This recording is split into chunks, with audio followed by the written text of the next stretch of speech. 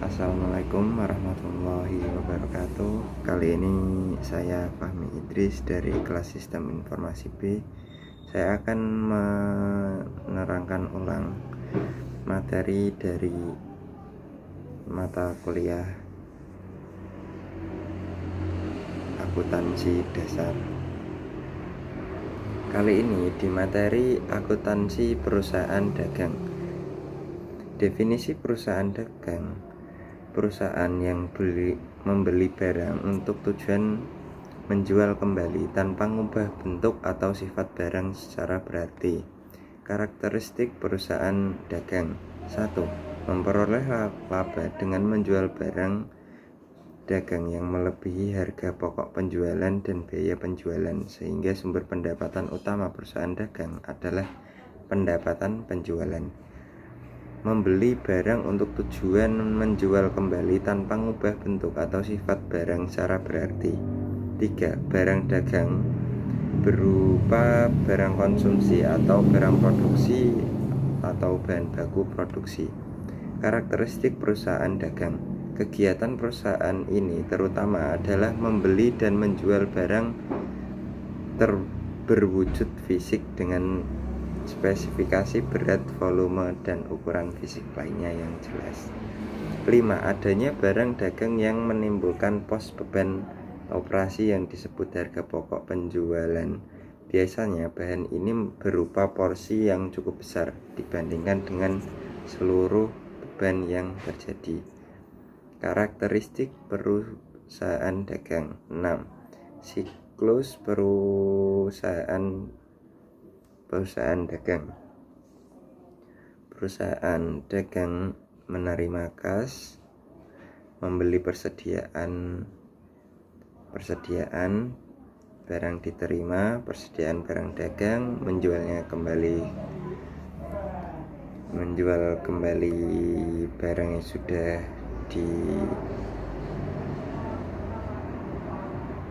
persediaan barang dagang yang dijual kembali, barang dikirim, penjualan kredit, piutang usaha, penagihan dikirim masuk ke kas.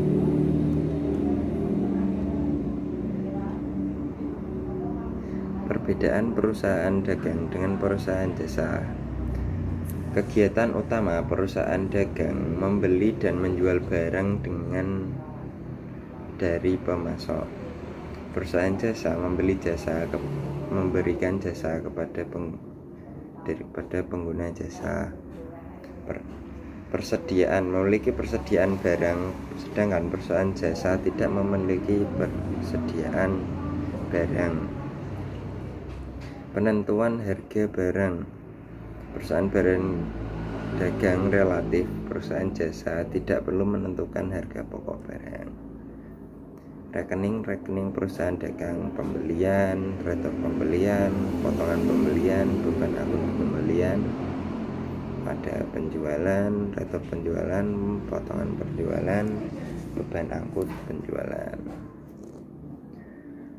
Utang dagang juga, piutang dagang.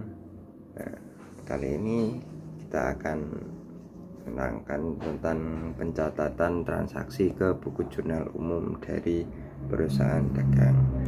Jika ada penjualan tunai, kas bertambah di debit dan penjualan bertambah di kredit. Jika ada transaksi penjualan kredit, piutang dagang bertambah di debit, penjualan bertambah di kredit.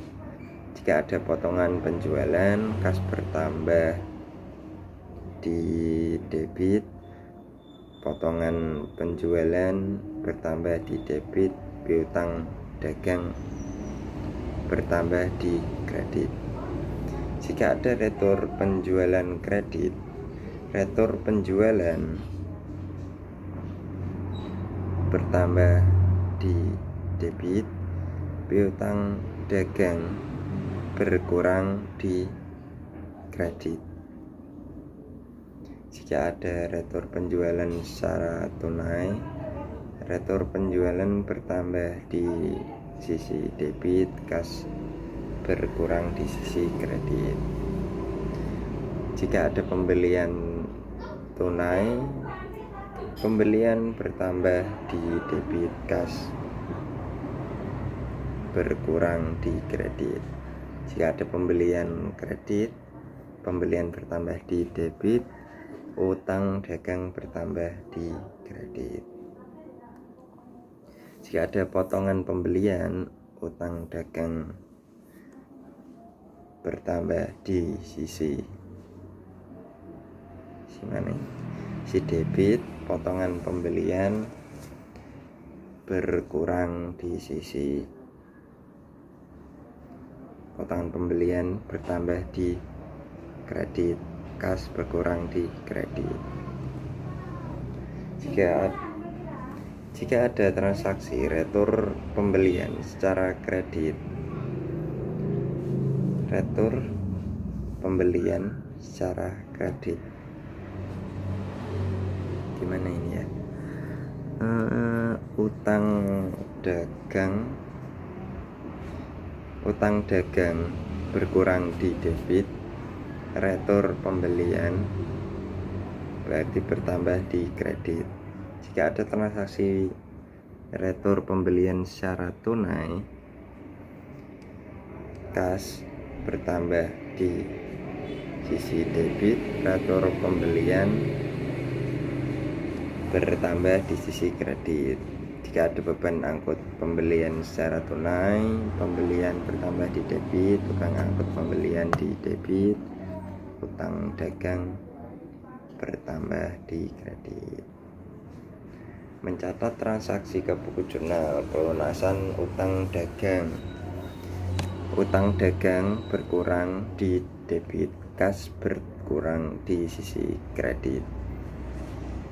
Jika ada penyetoran uang tunai barang dagang ke modal, kas bertambah di sisi debit, persediaan bertambah di debit, modal bertambah di kredit.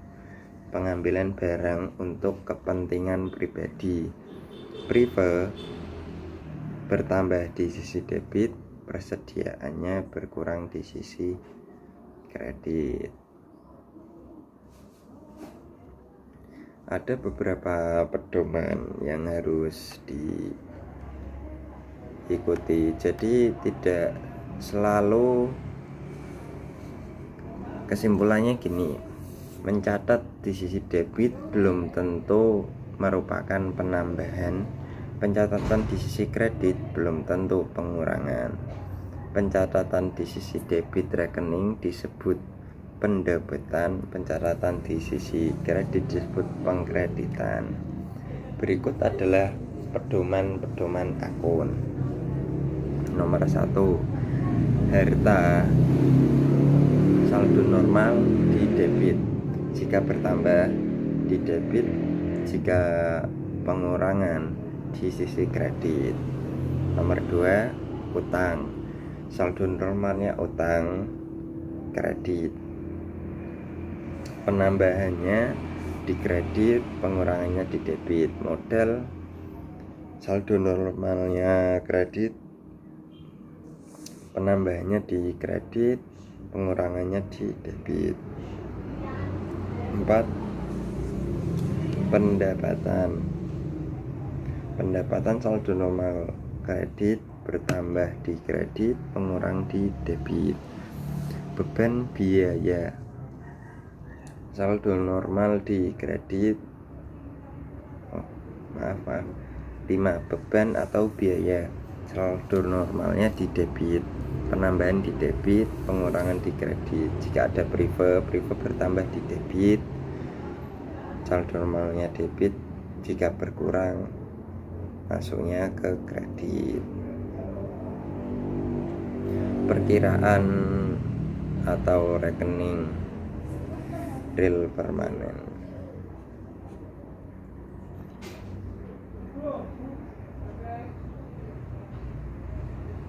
Rekening-rekening yang terdapat dalam neraca yaitu aktiva, hutang, dan modal. Nominal rekening-rekening yang terdapat dalam perhitungan laba rugi, rekening pendapatan, dan rekening beban.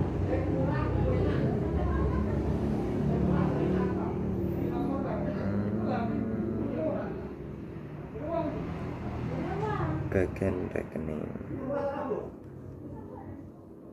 Berikut adalah penomoran rekening-rekening. Nomor 1 meliputi aktiva lancar, kas, piutang, persediaan, aktiva tidak lancar, aktiva tetap, akumulasi penyusutan, investasi, dan aktiva lain-lainnya. Nomor 2 hutang lancar, hutang gaji, hutang operasional lainnya, hutang tidak lancar, hutang bank. Nomor 1 hutang obligasi, nomor 3 ekuitas dan modal yang disetor. Sekian, terima kasih. Saya pamit undur diri. Saya atas nama Fahmi Idris dari kelas Sistem Informasi B, saya ucapkan terima kasih.